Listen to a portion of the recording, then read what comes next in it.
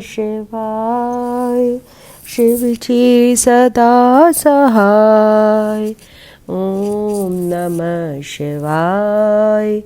गुरु जी सदा सहाय। दिव्य आभा।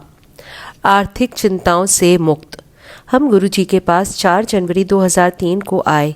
मेरी पत्नी उषा 1998 से चिरकालिक नज़ले से पीड़ित थी और उसके थक्के बन गए थे।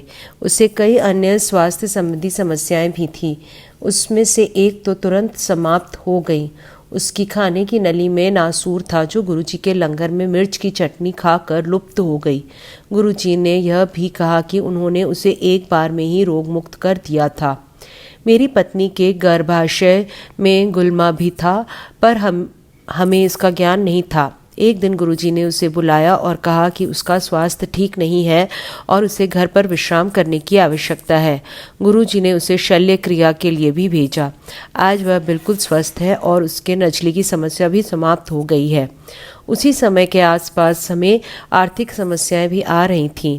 हम एक अनर्थकारी निर्णय लेने वाले थे जिससे हमें अत्यंत हानि होती। गुरुजी ने मेरी पत्नी को अपने पास बुलाकर उसे हमारे बैंक की राशि बता दी और हमें वह निर्णय लेने से रोक दिया। गुरुजी को सब ज्ञान रहता है।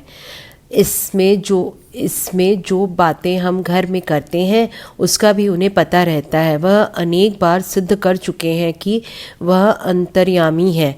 हम चकित रह जाते हैं, पर यह जानते हैं कि वह शिव के अवतार हैं। उन्होंने बड़ी या छोटी प्रतिदिन की समस्याओं में कई बार हमारा मार्गदर्शन किया है।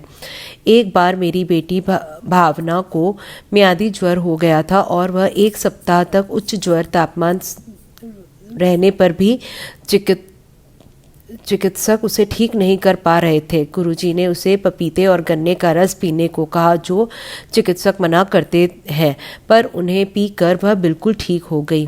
कालांतर में अनेक कठिनाइयां होते हुए भी गुरुजी की दया से उसे दंत चिकित्सक पाठ्यक्रम में प्रवेश मिल गया। गुरुजी हमारे जीवन में आए, इसके लिए हम धन्य हैं। भारत भूषण भाटिया, गुड़गांव।